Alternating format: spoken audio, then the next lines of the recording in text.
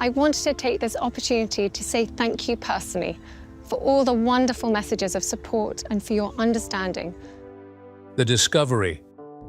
The royal collection holds more than crowns and jewels. Deep within the temperature-controlled archives of Kensington Palace, behind reinforced doors and beneath layers of archival tissue, rest the most intimate artifacts of Britain's modern monarchy. Among them, preserved with reverence for over 4 decades, hung Princess Diana's wedding dress, 25 feet of ivory silk taffeta and antique lace, the gown that captivated the world on July 29, 1981, but on a gray morning in March, when the senior curator arrived for a routine conservation assessment, she found the preservation chamber unsealed. The electronic logs showed an authorized entry at 2:47 a.m. The authorization code belonged to Queen Camilla's private secretary. What the curator discovered inside would send shockwaves through the House of Windsor and ignite a confrontation that had been brewing for decades. Diana's wedding dress was never meant to be merely historical. William and Harry had made that clear when they personally oversaw its transfer to the royal collection in 2014.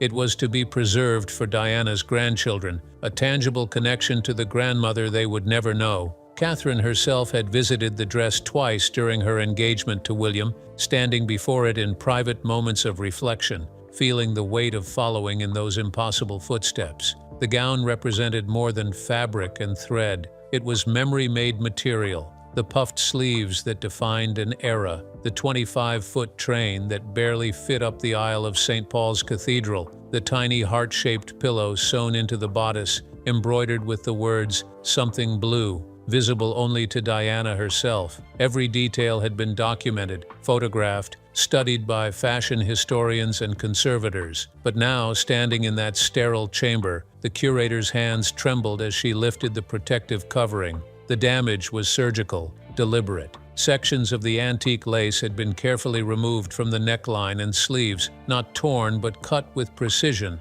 as if harvested. The embroidered heart was gone entirely, excised from the bodice. Most shocking of all, a 10-inch section of the train's hem had been detached, the ivory silk now bearing an unmistakable absence. Protocol dictated immediate notification. Within an hour, the discovery reached Lord Chamberlain's office. Within 2 hours, Prince William's private secretary received the call. The Prince of Wales was at Highgrove with Catherine and their children when the message came through on his secure line. Witnesses would later describe William's face draining of color as he listened. Catherine, sensing something catastrophic, quietly ushered the children to their playroom before returning to find her husband standing motionless, phone still pressed to his ear. "It's the dress," he said finally, his voice hollow. "Someone's damaged Diana's dress." Catherine's reaction was instinctive. Her hand moved to her mouth, her eyes widening with genuine shock. But it was William's next words that transformed shock into something colder,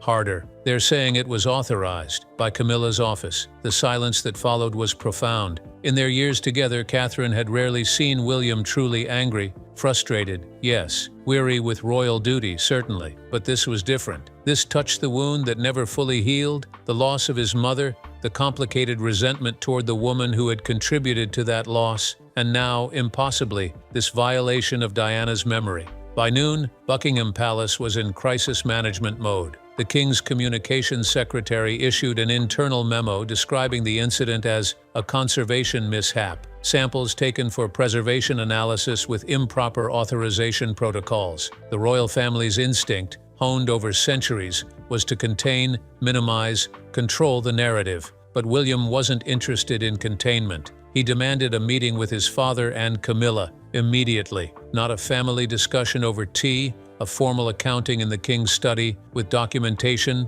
explanations, and consequences. Catherine made the decision to accompany him. This wasn't just about supporting her husband. Diana's dress held meaning for her too, a standard she'd been measured against since the day her engagement was announced, a predecessor whose shadow she'd learned to navigate with grace and determination. The violation of that dress felt personal. As their car swept through the gates of Clarence House that afternoon, both William and Catherine understood they were crossing a threshold. Some royal rifts can be papered over with protocol and public smiles. This wouldn't be one of them. What neither William nor Catherine yet knew was that the removed pieces of Diana's dress had already been incorporated into another garment, a coronation gown being secretly prepared for Camilla. The antique lace had been carefully integrated into the sleeves. The embroidered heart had been repositioned as a hidden detail in the bodice. The silk from the train had been transformed into delicate trim. The designer, bound by confidentiality agreements and royal commission, had voiced concerns about the source materials. But Camilla's vision was specific. She wanted to literally embody Diana's legacy, to wear her predecessor's history as a symbol of continuity and acceptance. In her mind, it was an act of integration, of bringing Diana into the present rather than leaving her in the past. To William, to Catherine, to millions who would eventually learn the truth, it would look like something else entirely: appropriation, disrespect, an attempt to absorb the memory of the people's princess into the image of the woman Diana had called her husband's mistress. The stage was set for a confrontation that would expose the deepest fault lines in the modern monarchy, between past and present, memory and ambition, the beloved princess who died too young, and the controversial queen who survived. The confrontation. The king's study at Clarence House reflects his particular aesthetics: walls lined with organic watercolors, shelves crowded with leather-bound volumes on architecture and philosophy, the faint scent of beeswax and heritage. It's a room designed for contemplation, not conflict. But on this March afternoon, it became a battlefield. Charles stood behind his desk, his discomfort evident in the way he adjusted his cufflinks repeatedly. Camilla sat in a wingback chair by the window, her posture deceptively relaxed, though her fingers worried at the pearls at her throat. When William and Catherine entered, the temperature in the room seemed to drop. William didn't sit. Catherine remained by his side, a united front. "I want to understand," William began, his voice controlled but brittle, "how pieces of my mother's wedding dress came to be removed from the royal collection, without my knowledge or consent." Charles started to speak, but Camilla raised her hand gently. "I authorized it," she said simply. "It was my decision." What followed was Camilla's explanation, delivered with the careful reasoning of someone who had genuinely believed she was doing something meaningful. She spoke of unity, of bringing different chapters of the royal story together. She described her upcoming ceremonial gown as a tapestry of continuity, incorporating elements that represented the monarchy's evolution. "I wanted to honor her," Camilla said, and there was something almost pleading in her voice. "To show that I'm not trying to erase Diana, to literally carry her forward with me."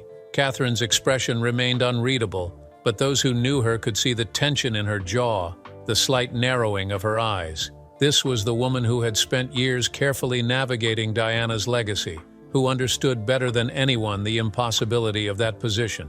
And here was Camilla, attempting to claim that legacy for herself with scissors and thread. William's response came quiet and cutting.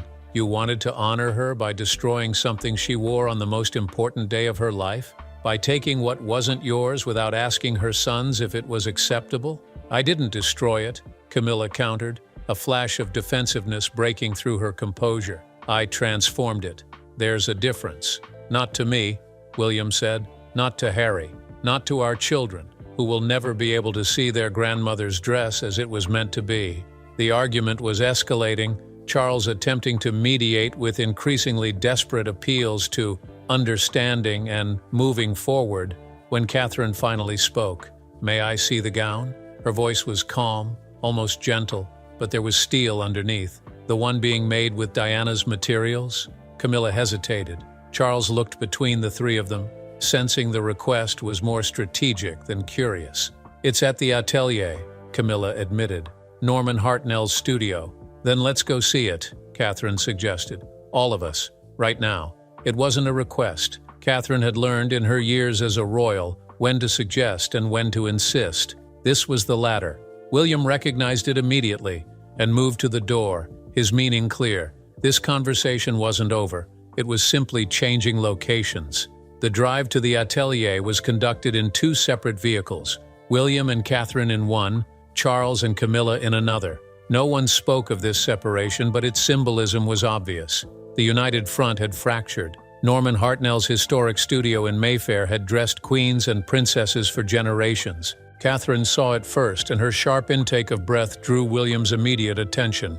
The dress was stunning, there was no denying Camilla's taste, but the incorporated elements from Diana's gown were unmistakable. The antique lace, slightly yellowed with age, stood out against the newer fabrics. The delicate silk trim from Diana's train had been repurposed along the hemline, its distinctive weave recognizable to anyone who had studied the original dress.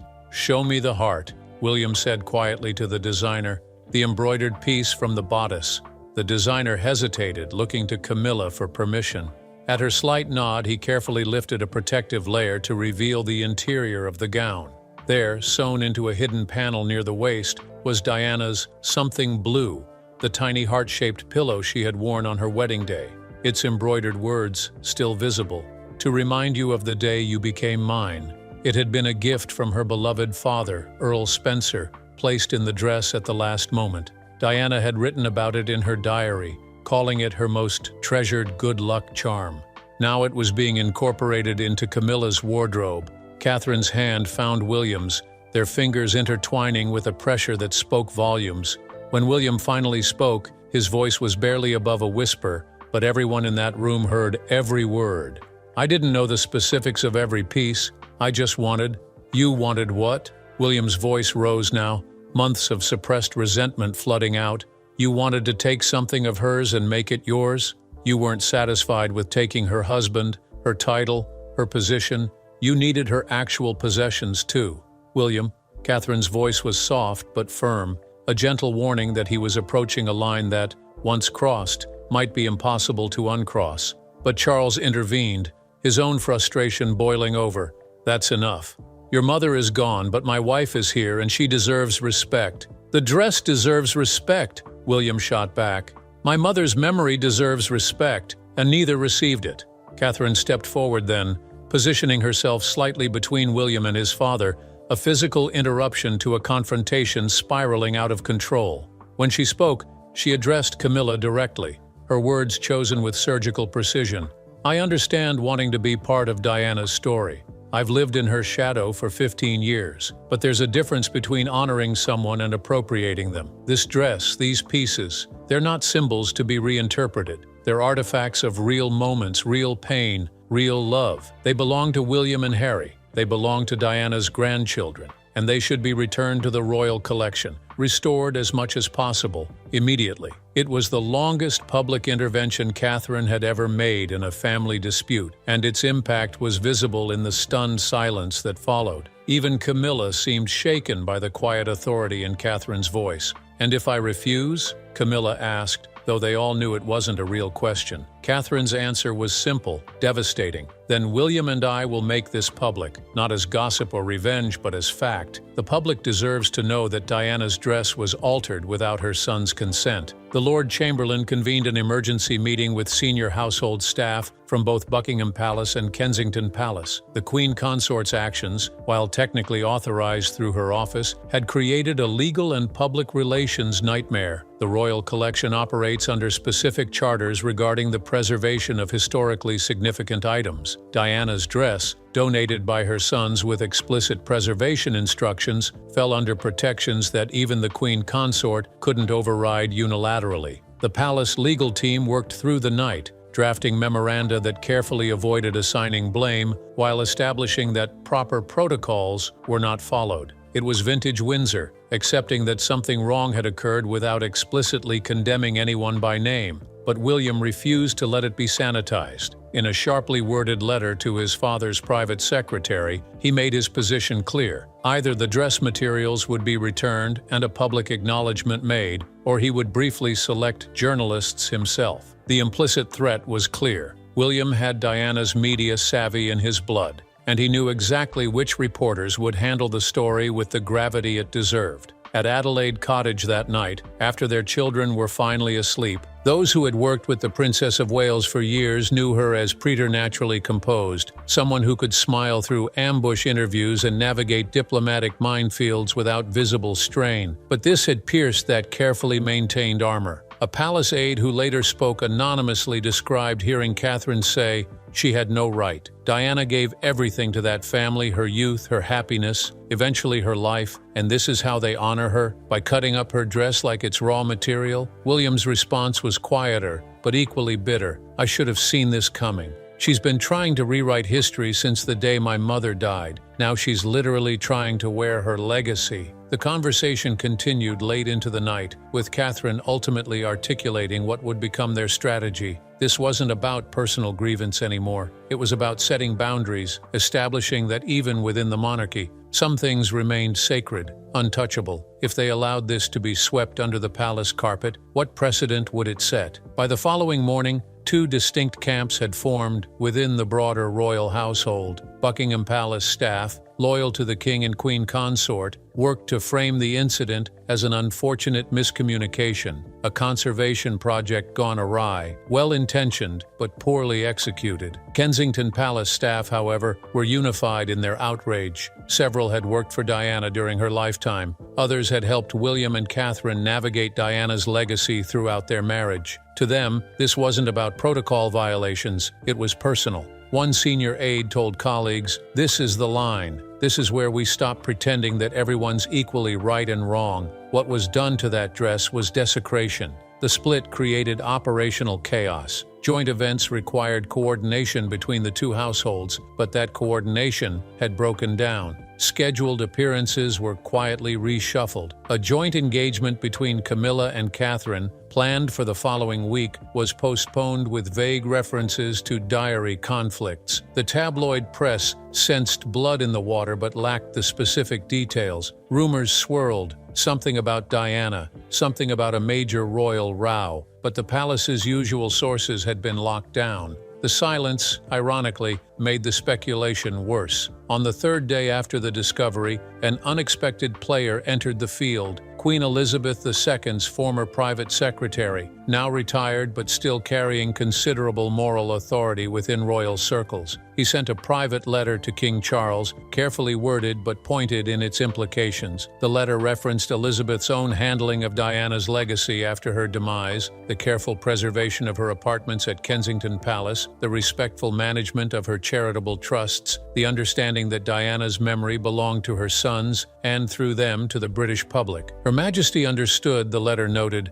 that some legacies must be preserved unchanged, not reinterpreted for contemporary comfort. The message was clear. Even from beyond the grave, Elizabeth II's example condemned what Camilla had done. Charles read the letter in private, and those close to him reported that it shook him profoundly. His mother's approval had been the bedrock of his life, her posthumous disapproval a wound he couldn't bear. The letter forced him to see the dress incident through Elizabeth's eyes, and the view wasn't flattering. Notably absent from the initial confrontation was Prince Harry, despite the fact that Diana's dress belonged equally to him. When he finally issued a statement through his spokesperson, it was brief but powerful. "My mother's wedding dress represents one of the only tangible connections my children may ever have to their grandmother. To learn that it was altered without consultation is deeply troubling. I stand with my brother in demanding its immediate restoration and proper accountability." The statement, while measured, added crucial weight to William's position.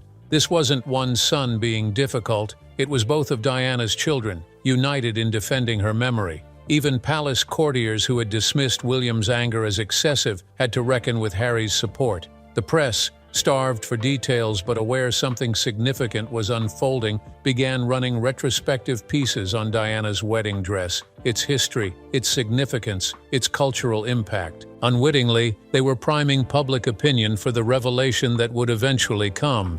Under mounting pressure, Camilla finally agreed to return the materials. The designer was instructed to carefully remove every piece taken from Diana's dress, documenting each element for the royal collection's records. The process would take weeks. The embroidered heart had been partially sewn into the new gown's structure and required delicate extraction. The lace could be removed, but not without leaving needle marks in the replacement fabric. The silk trim would carry permanent creases from its temporary repurposing.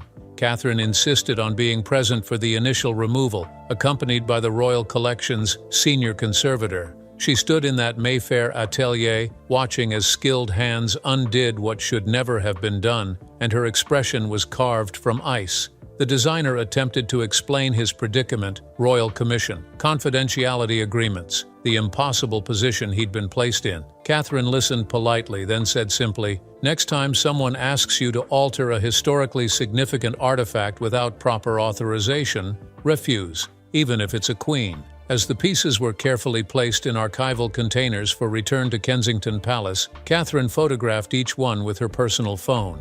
When a palace aide questioned why, she said, "Because the public will ask for proof, and they'll deserve to see it." The implication hung in the air. This wasn't over. The dress would be restored, but the damage to relationships, to trust, to the careful fiction of royal unity that couldn't be so easily mended. The truth unveiled.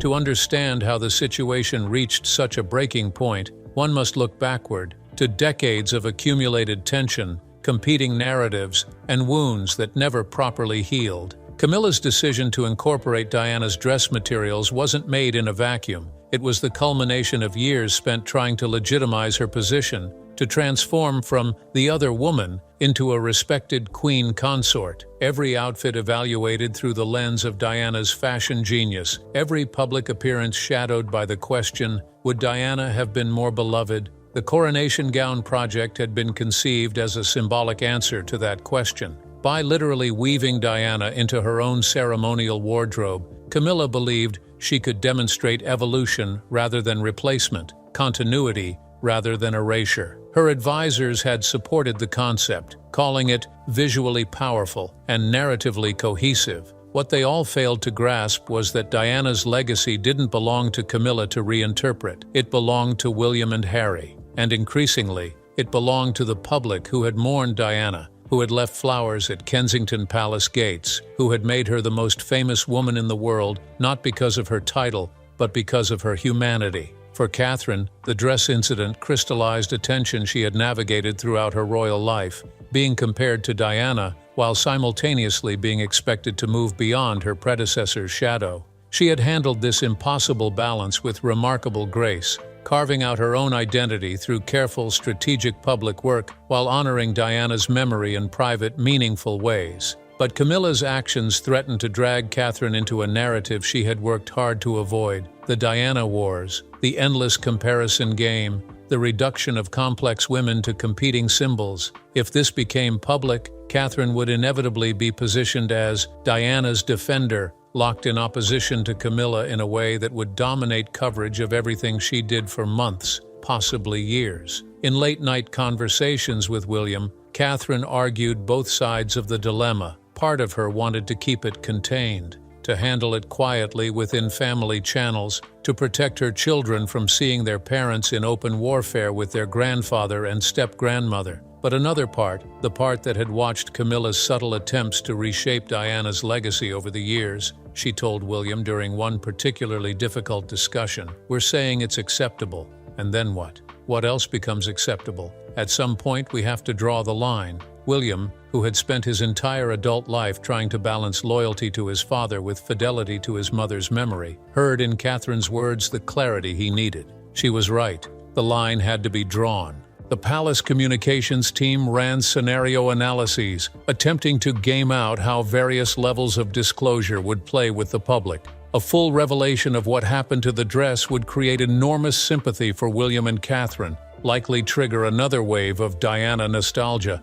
and potentially damage Camilla's carefully cultivated public image beyond repair. But it would also expose deep rifts within the family, undermine the king's authority, and dominate news cycles for weeks. A sanitized version, acknowledging that samples were taken for conservation analysis without proper authorization, would minimize damage but might not satisfy William's demand for accountability. It could also backfire if details leaked later, making the palace look deceptive. Complete suppression was considered but dismissed as impossible. Too many people knew: conservators, designers, palace staff across multiple households. In the age of anonymous sources and social media, secrets of this magnitude rarely stayed buried. King Charles, caught between his wife and his son, between his desire to protect Camilla and his awareness that she had crossed a line, vacillated between damage control strategies. His indecision, unusual for a man who had spent decades preparing for the throne, revealed the emotional complexity of his position. This wasn't just a public relations problem, it was about the three most important women in his life: Diana, who passed away before they could find peace; Camilla, who he had finally been able to marry; and Catherine, who represented his family's future. As restoration work continued, the designer at the center of the controversy broke his silence, at least privately, initially suggesting only new fabrics that would echo Diana's dress, rather than using actual materials from it. But 6 months into the design process, Camilla had asked specifically about incorporating original elements. The designer had expressed concern about authentication, preservation, and permission. Camilla's response, according to his account, was telling, "I have the authority," and I believe Diana would approve. She understood better than anyone what it means to carry a role you didn't initially choose. The designer's notes included sketches showing how Diana's materials were to be incorporated, not hidden, but featured, meant to be noticed by those who knew where to look. This wasn't meant to be a secret appropriation. It was intended as a public statement, a coronation gown that would literally embody the idea of bringing Diana's legacy forward. The fundamental miscalculation was assuming William and Harry would interpret it as Camilla intended, rather than as violation. The designer wrote in his notes, "I expressed concern that the princes should be consulted. I was assured that the family would understand the symbolism. I now realize that consultation would have revealed they did not." As more details emerged, William's initial anger transformed into something more permanent: resolve. This wasn't just about a dress anymore. It was about establishing boundaries for how his mother's memory would be handled, about protecting his children's understanding of their grandmother, and about demonstrating that even within the deference-driven world of monarchy, some violations couldn't be absorbed into polite fiction. In a private letter to his father, a letter whose existence was confirmed by multiple sources, but whose full contents remained confidential, William laid out his position with lawyerly precision. The dress materials must be returned. A formal acknowledgement must be made to the royal collection. And going forward, any use of Diana-related artifacts must receive explicit approval from both her sons. The letter's final paragraph, leaked to sympathetic courtiers, struck at the heart of the matter. "But my position is not complex at all. I am my mother's son, and I will defend her memory against anyone who treats it casually, regardless of their title or relationship to me." King Charles, reading those words, reportedly wept, whether from frustration, sadness, or recognition of his own failure to protect Diana during her life. No one could say. But the message was received. William wasn't backing down. The aftermath. 6 weeks after the initial discovery, Diana's wedding dress materials were returned to the royal collection. The embroidered heart, the antique lace, the silk trim, each piece was carefully cleaned, documented, and prepared for reintegration into the original gown. The restoration would take months, requiring expert textile conservators to rebuild what had been disassembled, to match threads and techniques that were 40 years old. The dress would never be exactly as it was. Needle holes remained where stitches had been. Some lace threads had been stretched during removal. The embroidered heart, handled more than intended, showed slight fading in one corner, but the conservators worked with reverent precision, understanding they were repairing not just fabric, but memory itself. Catherine visited the conservation studio multiple times during the restoration, often bringing Princess Charlotte with her. The 7-year-old would stand before the dress form, listening as conservators explained their work, learning about the grandmother she never knew through the garment that had defined a fairy tale that ended too soon. On one visit, Charlotte asked why someone would want to cut up something so beautiful. Catherine's answer, carefully calibrated for a child's understanding, spoke volumes about how she was framing the incident. Sometimes people make mistakes because they want something so badly, they forget to ask if it's right to take it. That's why we always have to think about whether something belongs to us before we change it.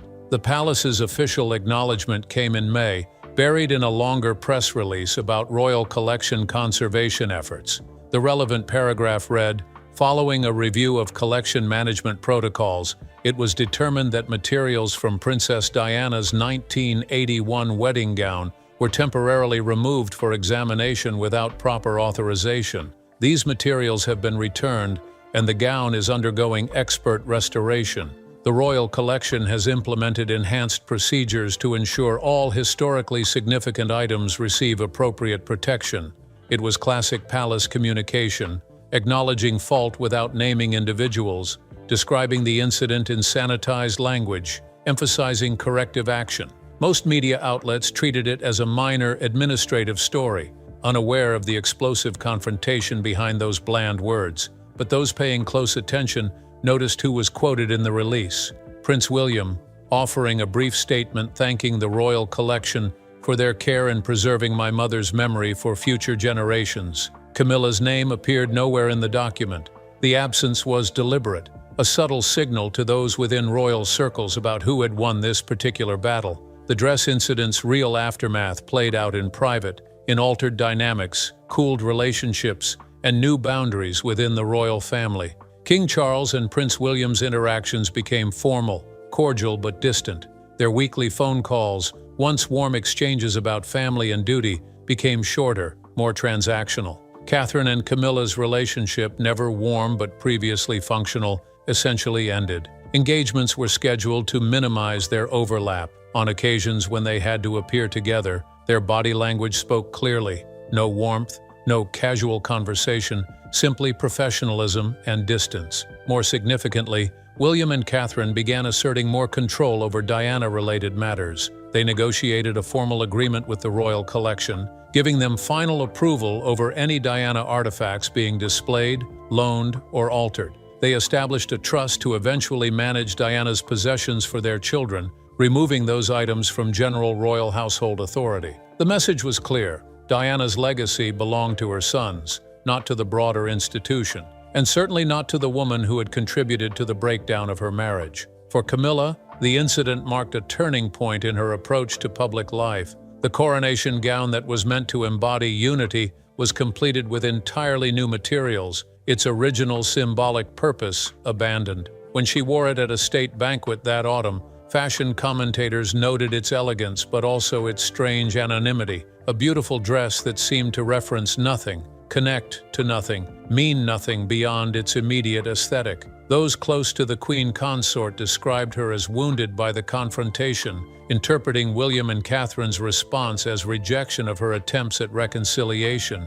She genuinely believed she was honoring Diana, one confidant explained. She couldn't understand why they saw it as appropriation rather than tribute, but that fundamental misunderstanding revealed the chasm between Camilla's perspective and that of Diana's sons. To Camilla, Diana was a historical figure whose legacy could be reinterpreted for contemporary needs. To William and Harry, she was their mother, still present in their daily lives through memory, through their children who would never know her, through the permanent absence that shaped their adult selves. Camilla withdrew from direct engagement with Diana's legacy after the incident. Charity patronages were quietly transferred. Public comments about Diana, once occasionally attempted. 6 months after the discovery, with the dress restoration nearing completion, Catherine gave an interview to a carefully selected journalist about her charitable work. Near the interview's end, the journalist asked about carrying on Diana's legacy, a standard question Catherine had fielded dozens of times.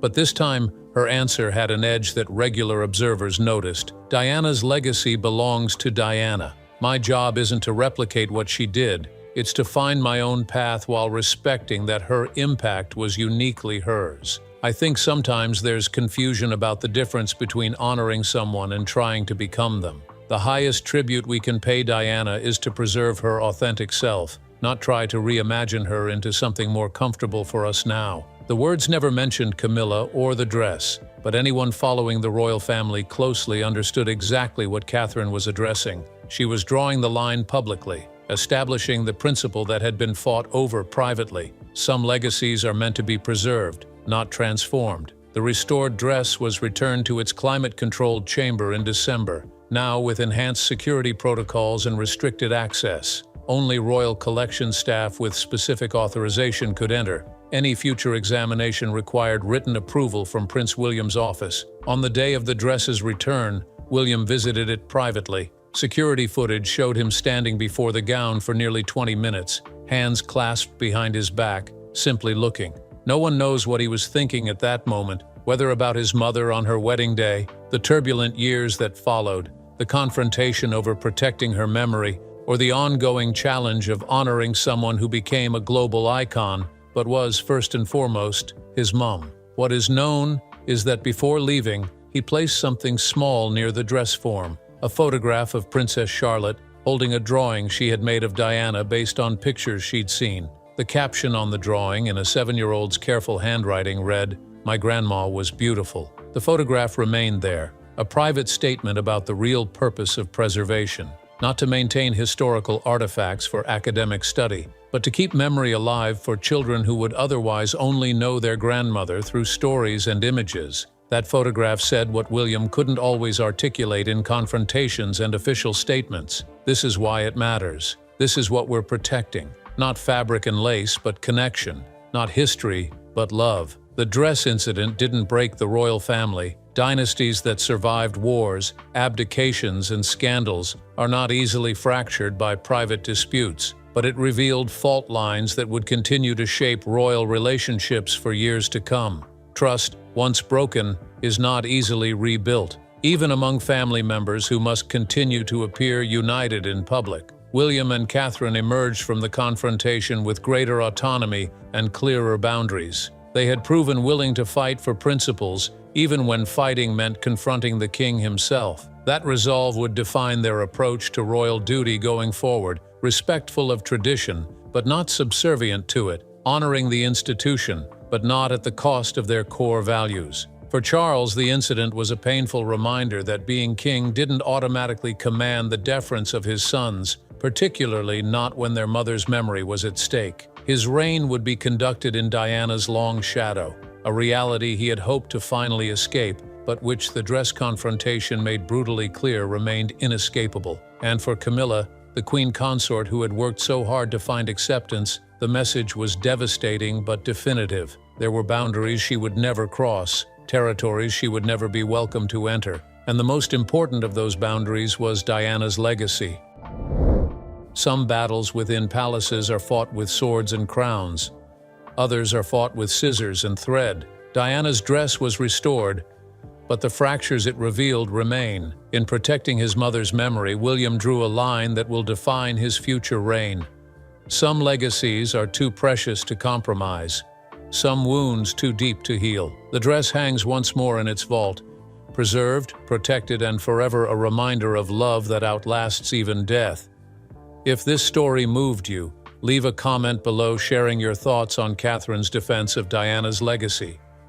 Don't forget to subscribe and hit the notification bell. We're uncovering more untold royal stories you won't hear anywhere else. Which royal secret should we investigate next? Let us know below.